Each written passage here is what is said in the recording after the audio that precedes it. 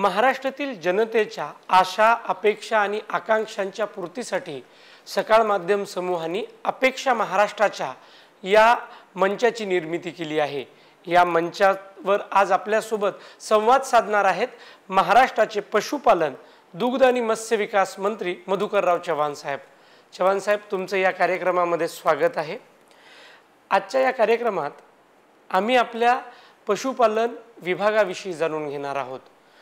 महाराष्ट्राला एक समृद्ध शेतीची आणि पशुपालनाची परंपरा आहे, परंतु मागच्या 52 वर्षाची वाटचाल पाहिली तर आपण समाधानी आहात या वाटचालीबद्दल?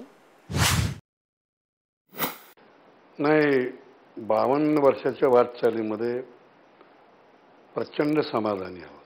शेतीला एक दुय्यम दर्जा देणारी ही तिन्ही खाती आहेत।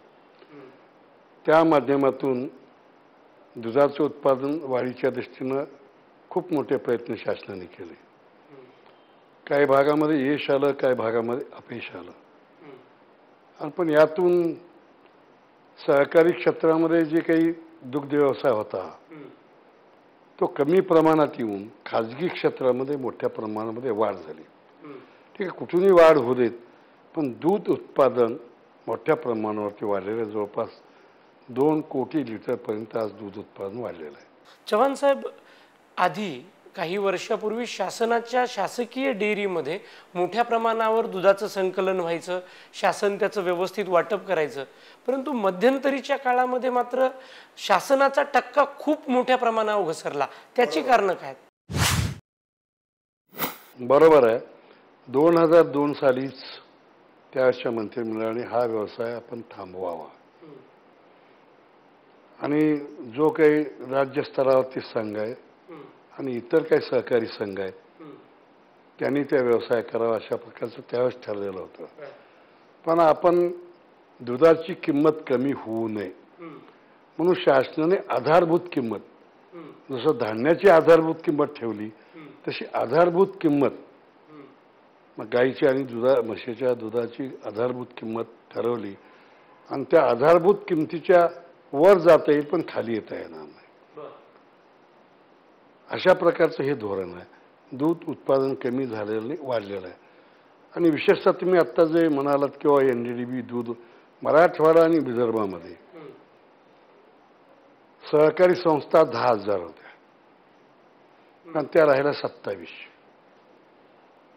जवळपास सहकार मोडकळीस निघाला, खाजगी तिथे लोक आले, ते दूध वेळेवर पेमेंट करणं नाही, घेणं नाही, अशा अनेक तक्रारीतून खाजगी लोकांचं खाजगीकरण वाढलं। म्हणून आता आम्ही एक निर्णय घेतला परवा कॅबिनेटमध्ये।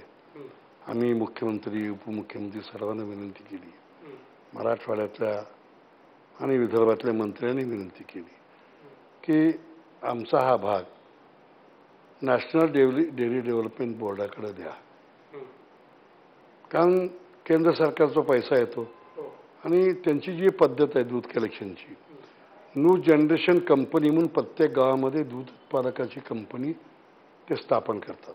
ही सहकारी संस्थेसारखीच असेल?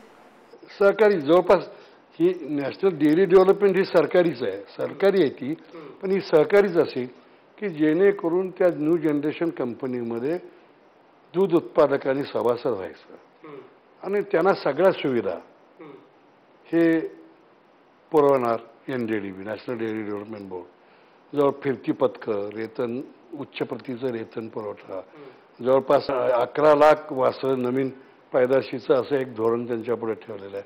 अशा अनेक करारामध्ये त्या गोष्टी केलेल्या आहेत आणि त्यांचे जसं आता ॲम्ब्युलन्स माणसाकरता असतात तसं जनावराकरता देखील ते ॲम्ब्युलन्स ठेवणार आणि ज्या ठिकाणी दूध त्या जनरेशन कंपनी जास्त मोठ्या प्रमाणामध्ये खरेदी करते तिथं बल्क कूलर त्या ठिकाणी देणार की जेणेकरून दुग्ध व्यवसायाची अवस्था चांगली होईल, लोकांना वेळेवरती पेमेंट मिळेल, दुधाचे पैसे मिळतील आणि ते दूध वेळेवर उचललं जाण्याची व्यवस्था NDDB करणार आहे आणि अनेक ठिकाणी हा एक चांगला अनुभव आलेला आहे। म्हणजे चव्हाण साहेब, आगामी काळामध्ये विदर्भ आणि मराठवाड्यामध्ये दुग्ध क्रांती होण्याच्या दृष्टिकोनातून ही हा निर्णय घेतलेला आहे। आता त्यांच्याशी तो सामंजस्य करार करण्यात येणार आहे आणि दुसरा एक निर्णय असाच घेतला की या ठिकाणी गोवे भिवंडी या ठिकाणी आमची एक डेअरी आहे। कारण मुंबईला मोठ्या प्रमाणामध्ये दूध पुरवठा करावा लागतो, भेसळ दूध येतं, पण त्या माध्यमातून NDDBला ते आम्ही दिलं आणि तिथं त्या ठिकाणी 5 लाख लिटर दुधाची डेअरी तिथं करणार, मदर डेअरी. आणि ते मुंबईकरांना अति स्वच्छ निर्भर दूध मिळतं आज इतर संस्थेतून, पण अजूनही त्याची भूक भागत नाही.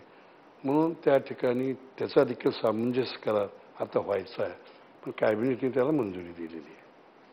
नजीकच्या काळामध्ये दुधात भेसळीचं प्रमाण खूप वाढलंय. बरोबर आहे. काही लोक सोयाबीनचं पाणी तयार करतात, ते दुधासारखं दिसतं आणि तेही मिसळतात. या भेसळीला कशा पद्धतीनं प्रतिबंध करता येईल? नाही, खरं आहे, भेसळ डिपार्टमेंट हे वेगळं आहे. त्यांच्या आमच्या बैठका होतात, अनेक ठिकाणी ते पकडलं जातं, त्यांच्यावरती केसेस केल्या जातात. ते डिपार्टमेंट देखील सतत पाठपुरावा करतं, पिशव्यात टाकतात, दूध फेकून देतात, समुद्रामध्ये टाकून देतात. तो प्रकार आहे, नाही असं आम्हाला म्हणता येणार नाही, पण तो प्रकार थांबवण्याचं काम भेसळ प्रतिबंधित डिपार्टमेंट हे करतंय, नाही असं नाही आहे. पण जे काय आमच्या सहकारी संस्था आहेत त्यांचं येणारं दूध हे स्वच्छ आणि निर्मळ राहते. काही काही लोक त्या पिशव्यातून दूध काढतात, त्या ठिकाणी भेसळ करतात, असे प्रकार अल्ट्रेशन आढळून आले, पण त्याचा देखील बंदोबस्त करण्याचं काम ते डिपार्टमेंट करतं.